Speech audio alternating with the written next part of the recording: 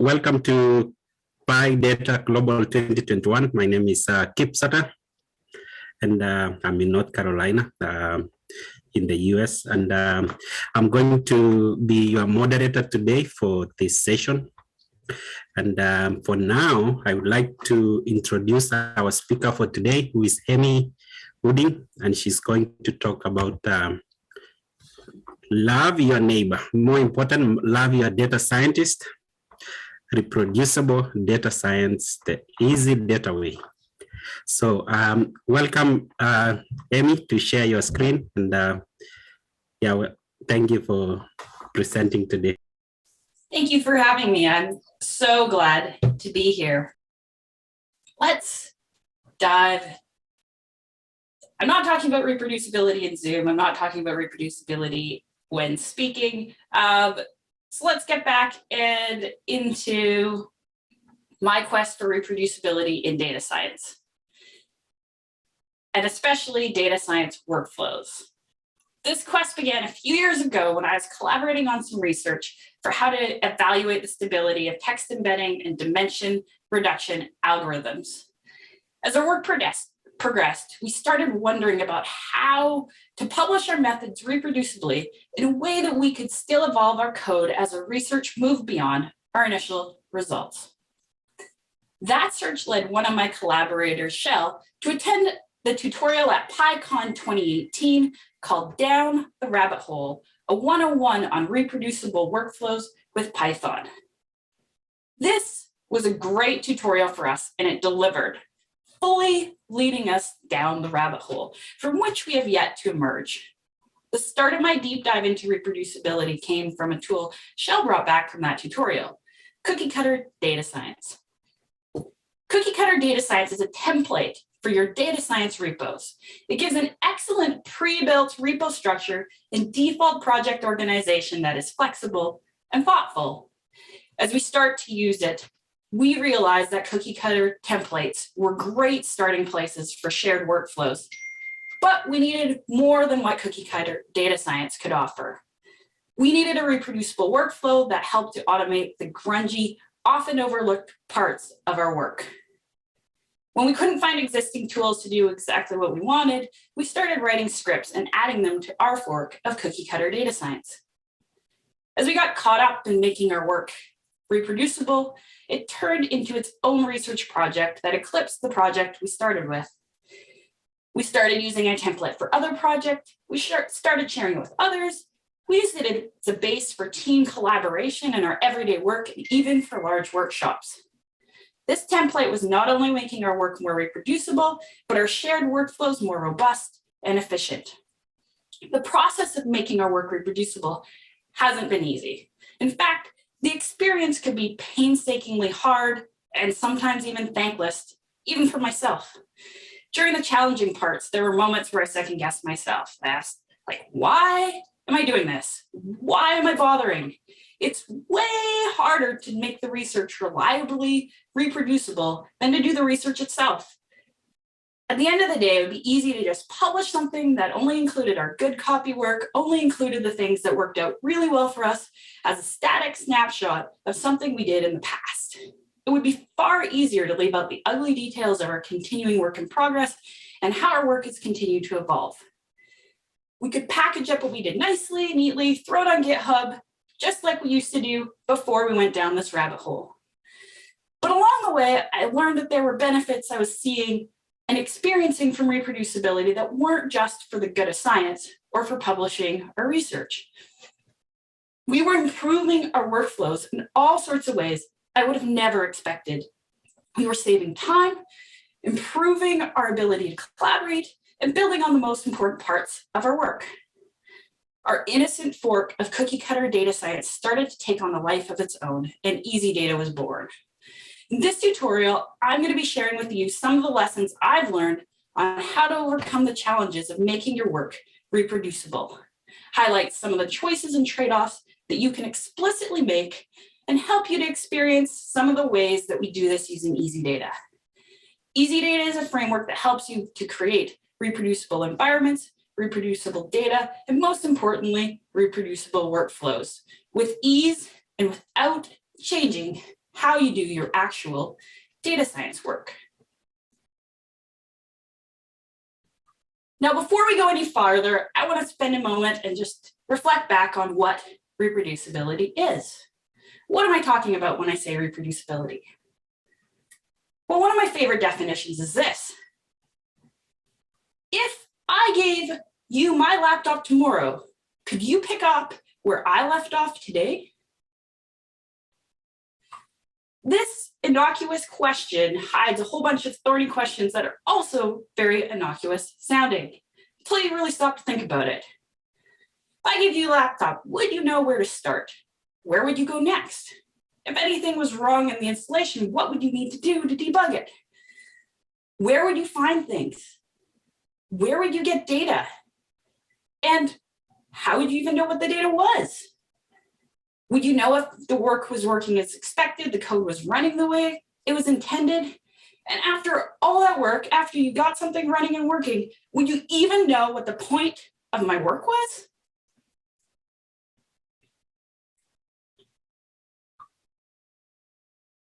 Now, there are lots of reasons you might care about reproducibility, also lots of reasons you might not care. But let's talk about a few of the ones you might care about. You're here after all. One of the reasons is for science. And I love this reason. It's great. It's important. It's not the one we're going to talk about today. There's lots out there. You can learn tons about reproducibility in science and why it's so important and why it's also really hard to do. But we'll leave that one on the shelf for now. Here are a couple other reasons. You could do more of the work that you love. You could choose how you work and spend your time. And the one we'll focus on today is it can help you with sharing your work and collaborating with others.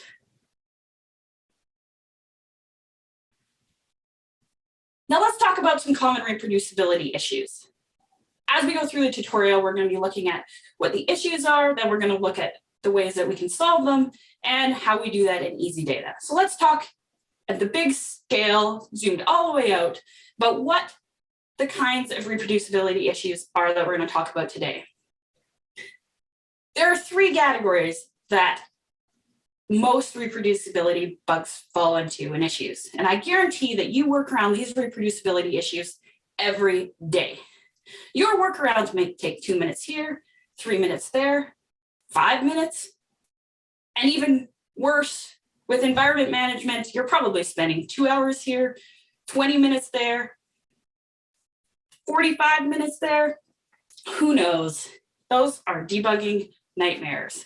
So what if you could avoid some of those things? Here are some of the categories. First up, missing things. Things that are missing. Missing things could be documentation. Missing things could be missing state, like a notebook that had a cell deleted that you need to be able to run the whole notebook. And one of the most common ones is information that only lives in the person's head who wrote the code. Next up is high friction. This is the category of user experience. There's all sorts of things that are confusing, annoying, and maybe too manual to bother with. So we just give up and we move on and we use our little workaround. The third category, and one we won't get into too much detail here, but I want to mention anyways, is randomness. Not everything is perfectly reproducible, even if we do everything to make it that way. And a lot of the times we attribute things to randomness that maybe aren't because we forget that we need to control for it in the ways that we can. So since we have these reproducibility issues, they sound pretty simple. Things that are missing, maybe things that are high friction, but what gets in the way from us actually solving these problems? We have good intentions. We want to do things well. We want to do things reproducibly. Oftentimes, my reasons, and maybe yours, are like this. I forgot about it. I forgot to do it. I lost it. I didn't get to it. Or maybe even I didn't notice. Sometimes we're not sure how to solve the problem. Sometimes we've never thought about it. Sometimes it's too much work. And sometimes reproducibility feels like a discipline, like eating that awful food because it's somehow good for you. But today, I'd like to propose a solution, making better defaults. By making better defaults in your workflow, reproducibility doesn't have to get in the way of how you do your data science work. In fact, it can make it easier and better. Incorporating defaults that tackle the most time and energy-sucking reproducibility bugs will pay back dividends for your future self and everybody who builds on your work. We're going to cover a bunch of default better principles throughout this tutorial, and mostly as you're working through it on your own.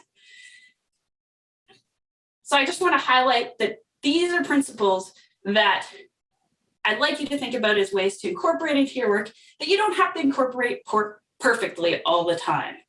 But if it's a default, it's going to work best most of the time.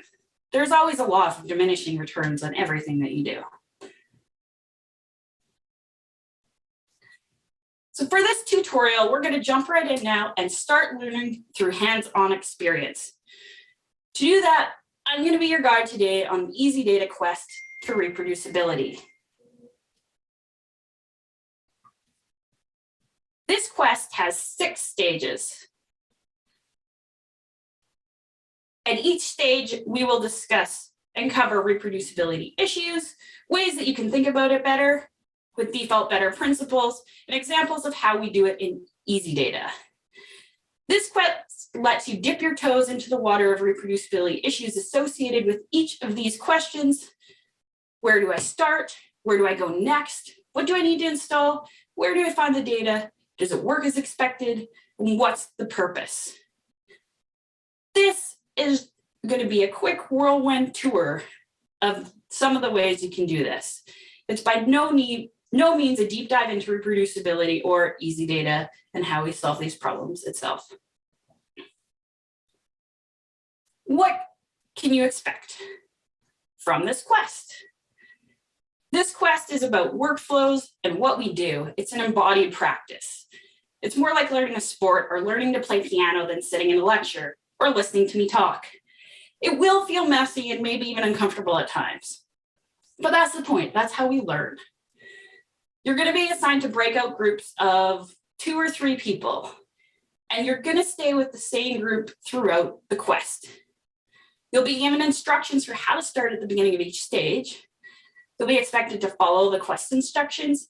At the end of each stage, you will have discussion prompts in a type form. So please first fill out your form by yourself, and once you've finished it, discuss your answers in your breakout group. This is to benefit from the principle of brainstorm first, edit later. So better to do brainstorming by yourself and then bringing it together to talk to each other later. When each stage is complete, you'll receive a code word that you can put at the end of your display name on Zoom. So that the instructions will be in the form, and when you get there, you'll be able to see what to do. At the end of each stage, we'll rejoin the main session together. You can either rejoin on your own when you're done discussing, or there will be a time limit on each stage, so I'll bring everybody back. When you have a few minutes left, I'll send a message with the form URL in case you didn't get that far in your quest with your group, and you'll still have a chance to reflect and come back to discuss your answers with your team at that point. So during this time, we have Zoom as a way to chat to each other. So I've seen some chats in here to help me know how my audio is doing earlier. We also have a Slack channel, so you can reach out that way as well. And when you're in your breakout rooms, you will also be able to ask for help. I will also be posting instructions on the Slack channel just in case you miss what's on my screen. So once you've left into your breakout room, you won't be able to see the instructions for each stage. So you can check the Slack channel if you need to find out what they are. Now for what you're expected to do. Because this quest is highly interactive and you're going to be working in breakout rooms, I have to put one rule on it. That's a little inconvenient, but I hope you'll work with me on this. If you stay with us and join the quest, please stay till the end of the session. That's about an hour and let's say 43 minutes from now. Otherwise, your group will be down a teammate, and that's just not fair to your teammates. So if you can't stay to the end of this session, please watch the video online. The materials will be available for the next month. And to have the full interactive experience, bring a friend to do it with you. I encourage you to do so.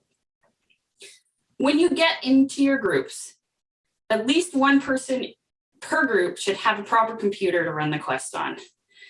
That's not a phone, or if you're joining us from a tablet or something like that, you will be able to follow along because you can screen share in your breakout groups, but at least one person needs to actually be able to run the code. So let me know when you're in your breakout groups as soon as you can if your group doesn't meet this requirement so that I can rearrange the groups. And finally, be generous to each other and follow the PyData Global Code of Conduct. So throughout the quest, I already mentioned it a little bit. Here are some of the ways you can get help. First off, you're not alone. It's interactive. Ask your neighbor, ask the people in your group, do it together even. I'll jump around from different groups to check on how things are going. You can ask for help by Zoom. I'll pop by as quickly as I can. You can reach out through the Slack channel. And remember, we're all in this together. So keep up the communication. Let me know how it's going. If I'm having any difficulties and you can't hear me or you can't see something or something's confusing, let me know so that we can all have the best possible experience together. And now, for those of you who need to come back and do this later, this is the time where you can sign off. Thank you so much for coming. I look forward to hearing how your quest goes at a later time. For those who are staying, please put in the chat any questions that you might have. I'll take any right now. Yes, thank you, Radovan. And we'll be about to start our quest.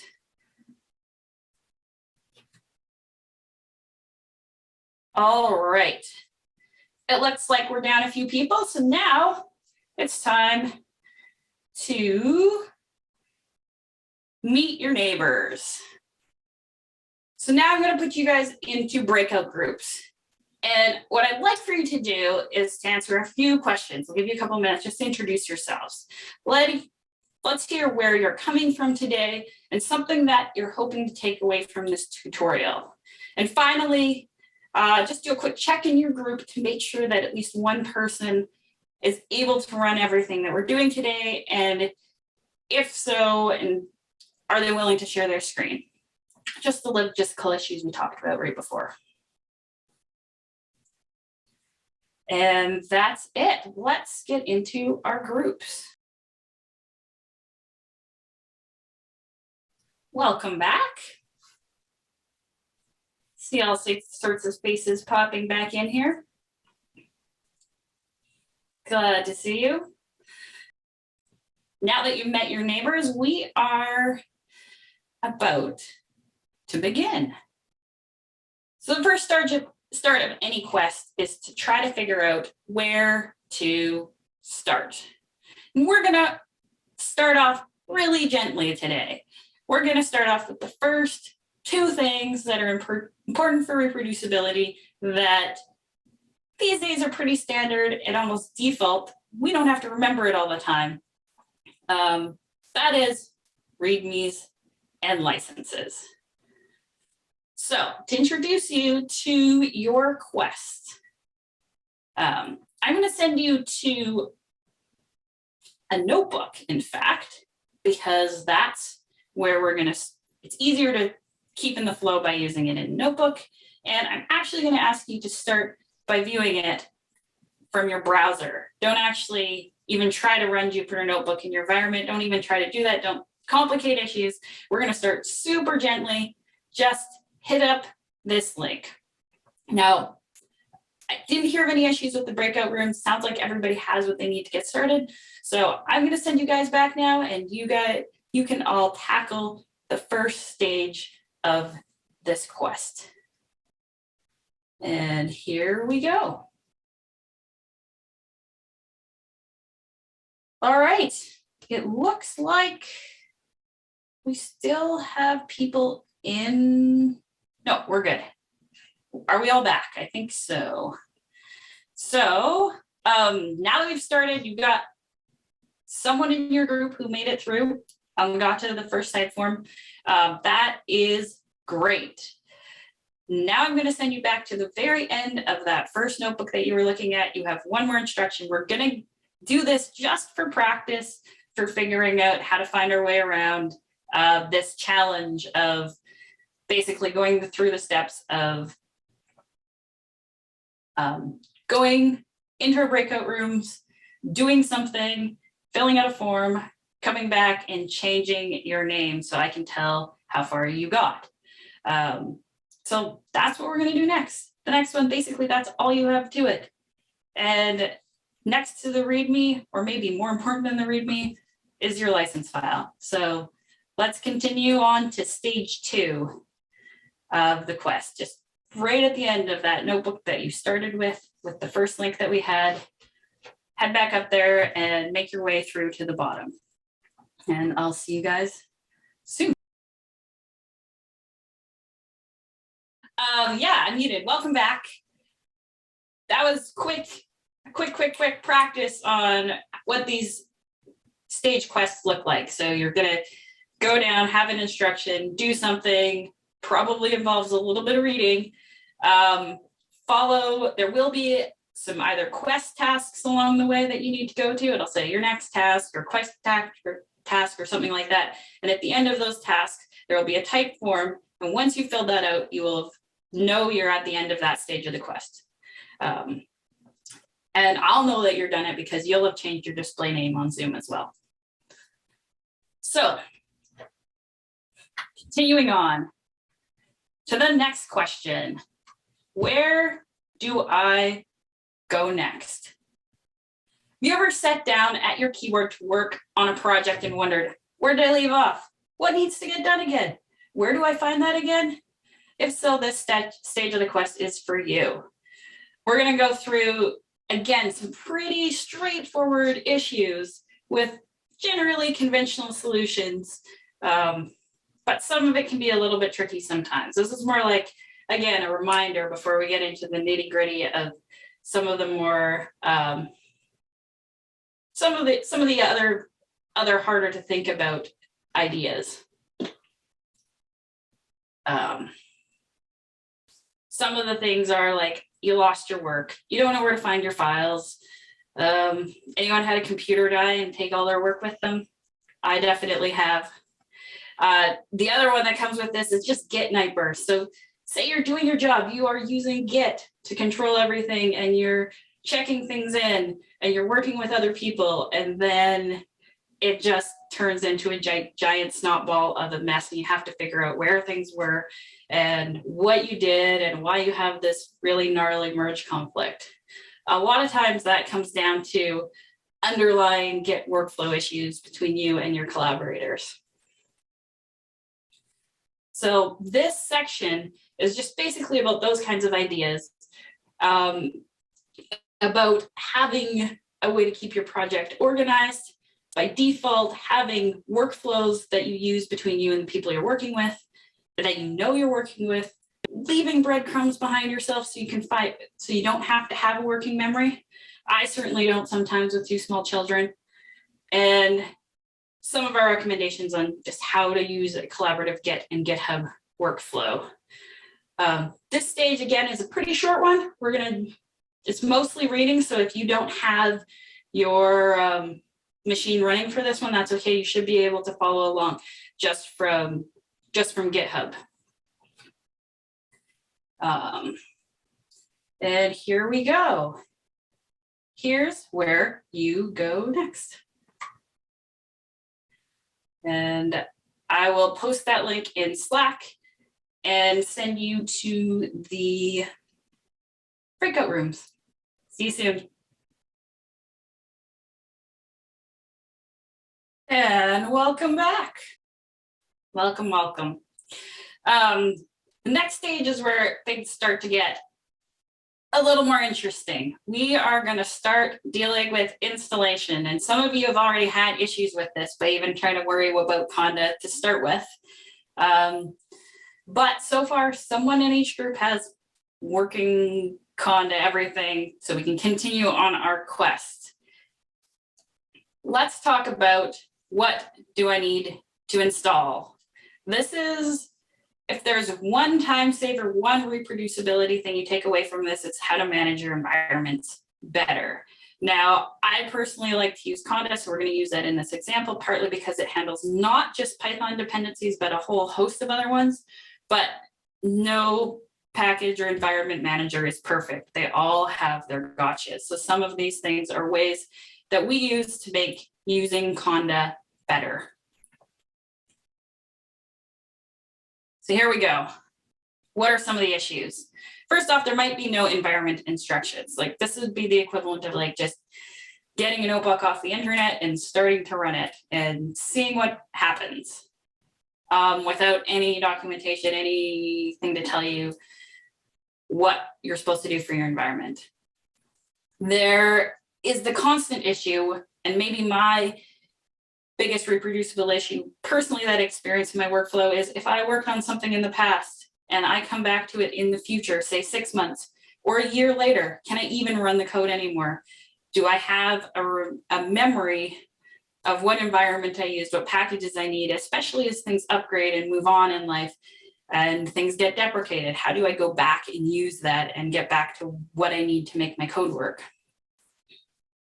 Another one is just the impossible environment. This is what one of the reasons I love Conda is that it actually tries to resolve my impossible environments and tell me it, so that if I've smashed something with pip, I know it and I can go back and I can fix it. And I don't know about you, but when I first started using Conda, I started with monolithic Conda environments. I had Conda environments with not great names like data science or Python 3.7, or maybe not Python C7, this was back in the day, but you know, you get the idea, Python 2, Python 3, and inevitably that causes all sorts of distress. And if you've ever experienced that, I'm sure you know exactly what I'm talking about. So here are a few quick principles. And if you want to go on a deeper dive onto this particular issue, I highly recommend Shell Wooding's talk on Thursday, where he talks a lot about how to manage environments and use Make to do this better. But we're going to actually experience that. We're going to experience that workflow right now together. So we're going to use a make file. We're going to use Conda so that we have exactly one, or at least one, if you want developer environments as well, virtual environment per repo. You want to use lock files, which help you pin down your versions, but still give you the flexibility to upgrade when you need to. So you can roll back if you've checked in your lock files to what you did in the past, but you can also move forward because you don't want to be stuck running old pandas or Python 2 forever. And of course, check in your environment creation instructions. Now in this particular tutorial, we're skipping Git unless you feel up to the challenge, just because that makes things take a lot longer. That's a bonus challenge for another day. If you're up for it, you can check in things at the end of every stage. That would be great. You'll get a bonus at the very end, but don't waste your time doing that because we need to keep things moving along. So if you have time, go for it. If not, that can be a bonus challenge that you do at the end of everything. And now that we're used to how this works, I'm going to send you off to your next challenge notebook. You can start in the browser. That's the easiest way to do it, but there will be a point where you do have to drop down, and you should drop down to make your environment. So now we're on to notebook number 3. I'll send you all back to your breakout rooms, check on how you're doing, and I'll see you soon. Welcome, welcome, welcome, welcome back. Looks like we have everyone back, so let's move on. In fact, we are going to do something, because we're almost out of time, we're going to skip to the very end, and congratulations. Congratulations to everyone for completing these first 3 stages of the reproducibility challenge, the Easydata quest for reproducibility. This all went pretty much exactly as expected. And I hope that I've teased and whet your appetite enough that you'll want to continue to finish this challenge through the next bits on your own. So far, just to remind you, what have we done? We've done, where do I start? README and license. Actually tell people what you're going to do and give them good instructions and put a license on it. Not putting a license on it is kind of like leaving an empty lot with nothing on it and hoping that people find their way around rather than putting out a welcome mat. Or if you really don't want them there, let them know. Put up your no trespassing sign. Just do it. Where to go next? This is a couple things we talked about today or happened in the tutorial were just having a project organization, having a place to put things, having a place to find things, being able to find your way around when your future you is looking for something or when someone else is looking for something. And we started to get familiar with using automated workflows using Make with the nice auto documenting Makefile. Next up was installation. And I'm so glad we got through this stage because, again, as I said, if there's nothing else to change, start making your environments more reproducible, and you can use Conda and Make to do it.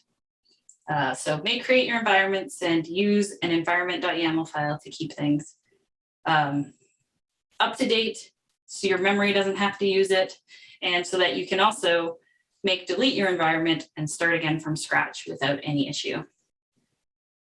Now, what do you have in store still? You can continue on your quest. You could learn about where to find data and how to create data set recipes so that when you want to use a data set, you can just dataset.load it by name, and the data set is recreated from the raw data and cached if necessary so that you can just be confident that you're doing things with the right data and that it is the data that you expect it to be. So one of the tricks there is to keep your metadata with your data, and that all happens with dataset.load. That's the next stage. The stage after that is, does it work as expected?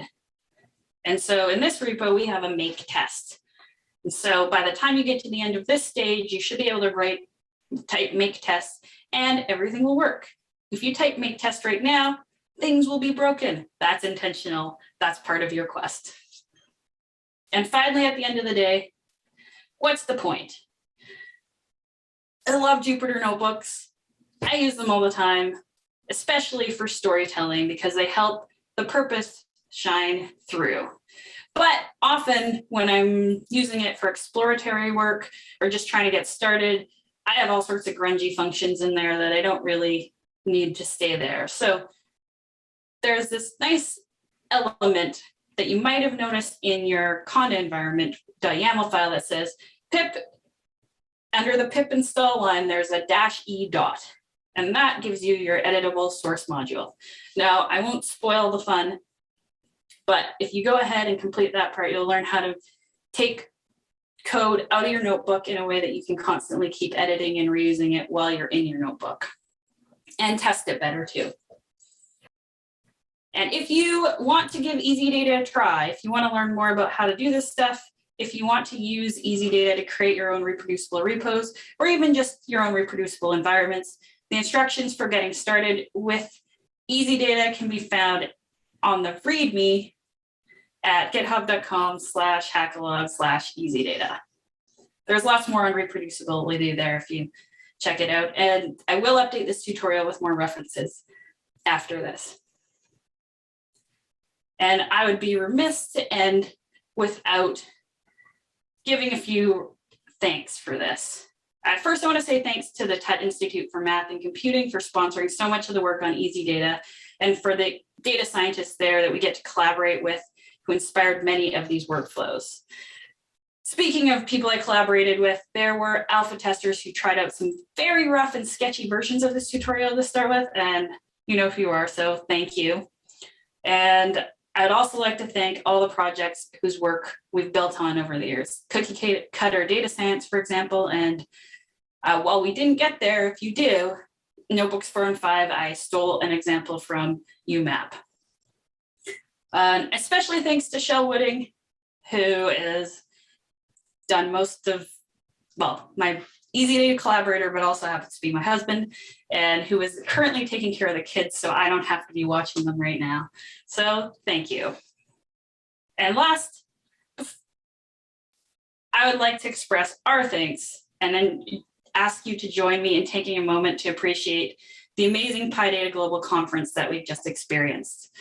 I'd like to encourage you to share something in the chat or on Slack that you've appreciated about the conference from the past few days. And before I go, I want you to know that I'm here. And this is not just hello and goodbye, but hopefully also see you again soon. I'll be around Slack and afterwards if you want to have a chat or any further questions, and you can find me on GitHub. I'm happy to chat about all things reproducibility and really anything else I'm interested in. I want to remind you one last thing. Reproducibility isn't just for science. It's about being a better collaborator with your colleagues, with your coworkers, your eventual replacements, and your future self. Make it easy for yourself, bake reproducibility into your workflows. Your neighbors and your future self will thank you. And as the last stage, there's something I really like to do at the end of things, and that is what I'll call a ruckus goodbye. So I would like for you all to join me at the very end of this and say goodbye by unmuting yourself, and all at once we will say goodbye and we will leave this room. All right? So 1, 2, 3, goodbye. Goodbye. Bye.